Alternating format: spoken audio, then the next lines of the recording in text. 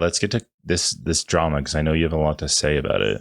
I sure do. All right. I'll try to condense some of my thoughts. The whole idea of this reporting is that Kawhi Leonard is getting additional money under the table through the Clippers via this company, Aspiration, which is allegedly, for the lawyers, cap circumvention, which is very much not allowed by the CBA because there's a reason that we have a salary cap, we have aprons, we have all these rules, et cetera, et cetera. This is the original reporting was that it was a $28 million deal with this company. There's a sponsorship deal. Some reporting that came out today is that his deal is actually closer to $50 million with this company, the sponsorship deal. We already have enough scandal with like refereeing and people being like the league is rigged for market and money and all that. And if players are getting paid way more under the table through these types of means, that would be horrible. And we definitely don't want to see that.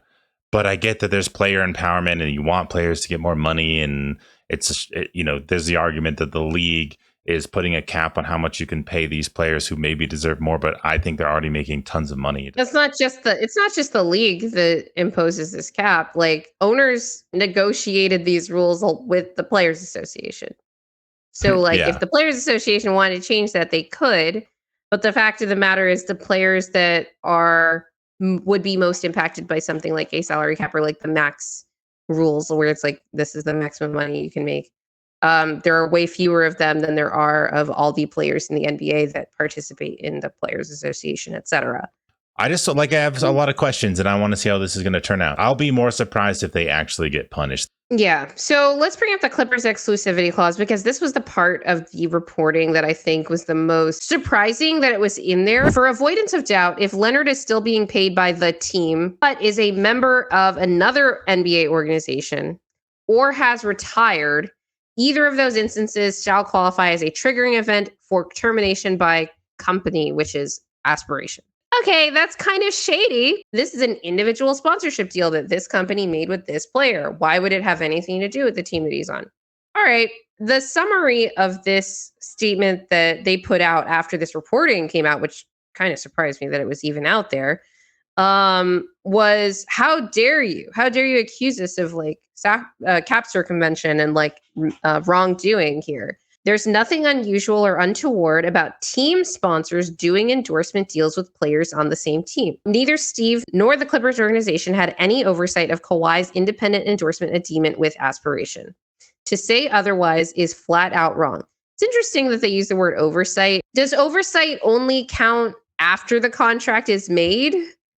Or are we talking about oversight of like the deal being negotiated, which is just that's an interesting word to use instead of just like control, because you can have control over something and not like be like micromanaging it.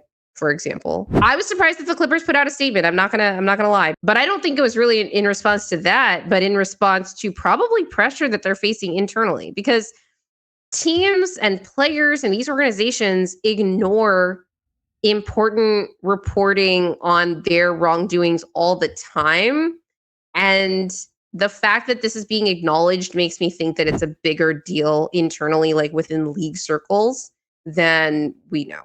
I don't know, if this was in front of an arbitration judge and I was the arbitration judge, I would be like, excuse me, please explain yourself. Like, I'm putting the onus on the Clippers now to be like, you need to show me that this wasn't cap circumvention. And let's bring up the Nate Jones tweet. Good episode.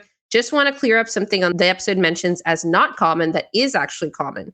Star players often sign contracts with big team sponsors. Some may have clauses that say the deal ends if they move to another team because those companies don't sponsor other teams. I responded to this with like, I think that arrangement is also shady.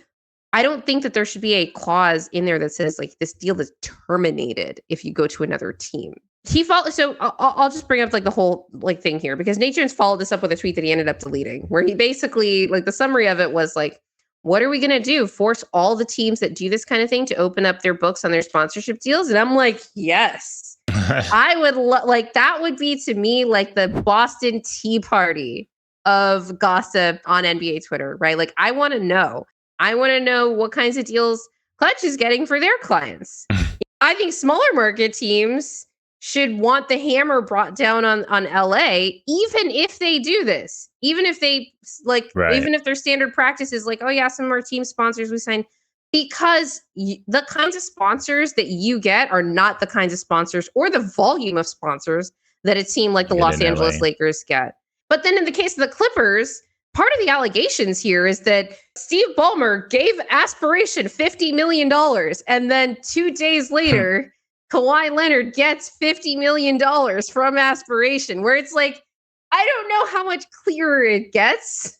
I just think the all teams do this argument, one, doesn't necessarily work in this Clippers case because not just because of this exclusivity clause with Kawhi, but because of all the other parts of Pablo's reporting where it was like Kawhi wasn't required to do anything. And in exchange for that, he was given more than 4 times as much money as all of Aspiration's other endorsement like celebrities combined. To do nothing. Even in like the most like, let's look at this as let's pretend they're not doing anything wrong. It's we sponsor the Clippers. They tweet about us and whatever. And we also sponsor Kawhi. And we give him $50 million, but apparently he didn't have to do anything. The accusation isn't that this company was giving the Clippers money to give Kawhi. It's that the Clippers, who are also sponsored, that's the other weird thing about this. Aspiration was a sponsor of the Clippers. Why are they getting $50 million from Steve Ballmer? Yeah, it's all very shady. Now look, the owner is a separate entity from the team, and maybe he's like, yeah, this is one of the sponsors of my sports team. I'm going to support them too. Is he saying he was an investor who was defrauded?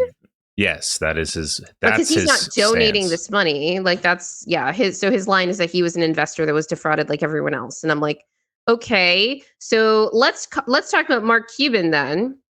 He says, I'm on Team Ballmer. As much as I wish they circumvented the salary cap, first, Steve isn't that dumb.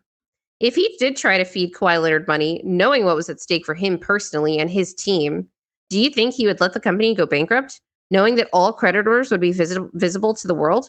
Of course, you're on Team Ballmer. You're a billionaire. And in case that got lost in this whole like man of the people shtick by Mark Cuban, all the shady shit that these billionaires do in the course of business is just that. It's the cost of doing business. And that's how they see these things. We're trying to make it so that there's competitive balance in the league, and you're trying to get around that competitive balance. Mark Cuban did go on to say that he's disappointed that Pablo didn't investigate the Aspiration's shady tree planting scam and like the way that they defrauded their investors, which is one really recurring piece of deflection that I saw in the discourse about this reporting. Turns out there can be multiple levels to a scam. And it's shocking to me that Pablo Torre, the sports writer, happens to be investigating the aspect of this story that directly impacts the NBA. And Mark Cuban saying Steve isn't that dumb, but simultaneously being that, but he totally got defrauded by the fake tree planting company to, like put that, let that be in writing and then let the company go bankrupt so that all these filings become public. But he's also like dumb enough to fall for this scam. It's just like, no. What he is smart enough to rationalize all of this stuff into like, well, this is what every team does, so we're just going to do it. And then like happen to be more egregious than every other team. Yeah, when I read that part, I could hear your voice in my head of like, you're giving billionaires too much credit for being way too smart, like something along those lines. So I was interested to get your take on it. Yes, my influence is spreading. Chris Manchester made this point today, and it's based on what he's heard. Here's a conversation ownership groups are having, I'm told. If Pablo Torre's report is accurate, how much money did that cost us? And we know these are the owners that are losing money on this are teams that are under the luxury tax. The Clippers are a tax team. In his last contract, Kawhi took less than the max. Full max, bigger penalties, bigger payouts. Nothing unites NBA owners more than lost revenue. Half the league right now is under the luxury tax, which means they would be entitled to a share of the luxury tax payments that all the teams that are over the luxury tax pay. And that's based on like, well, how much is your payroll? Oh, your payroll X, you're going to pay this much in luxury tax. So even if you don't care about like the competitive balance aspect, and these owners, I don't know how much they do if this is the first thing that came to their minds, but they don't want to lose revenue that they're expecting from luxury tax payments. So this is one of those things where it's like, I see more incentive for a not just a full investigation, but an actual punishment. Because if these teams like the Pelicans of the world, the Hornets of the world, all those owners get a vote too at those board of governors meetings is all I'm saying. And maybe there should be more rules about like team sponsor player relationship. And the fact that, and what I was going to say earlier, is that Ballmer is the richest owner in the league is very significant. Absolutely. And shouldn't go under the radar, Absolutely. because that's why he was able to give $50 million of his personal money to this company and to potentially just like transfer to Kawhi Leonard. I mean, it's kind of funny because that was the whole point of the CBA, was to stop the Clippers supposedly from being able to just spend unlimited amounts in luxury tax, because they wouldn't care. So they have to impose these penalties. And if it is the case that the Clippers are still doing this, yeah, it really goes against everything that the CBA just was installed for. Right. They wrote a whole new CBA just because of the Clippers and the Warriors spending too much money. So it wouldn't surprise me at all now if there was like a really swift, or at least a severe, I don't know about swift because they have to actually investigate this, but a severe punishment for this. There were some people joking about like maybe Kawhi gets suspended for X number of games. And I'm like, is he even going to play that number of games next year? I don't know. So like, does that even matter? You know, as a fan of the NBA, you do really want it to be fair and in a good product and a good competition. And you don't want the richest owners to really have a leg up, though we did see that for a while before this CBA was put into place.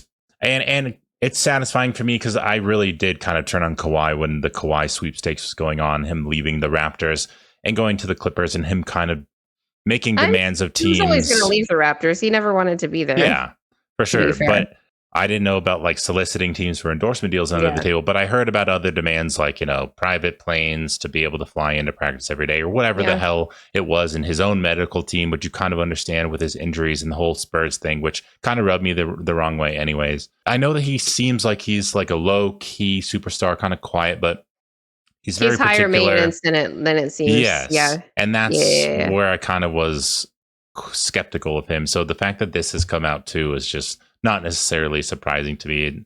Yeah, I agree with you, Dolly. Kawhi knows more than he lets on. But I don't really expect players to know like the ins and outs of like where's the gray area versus the line of like what's acceptable. That's what agents are for, right?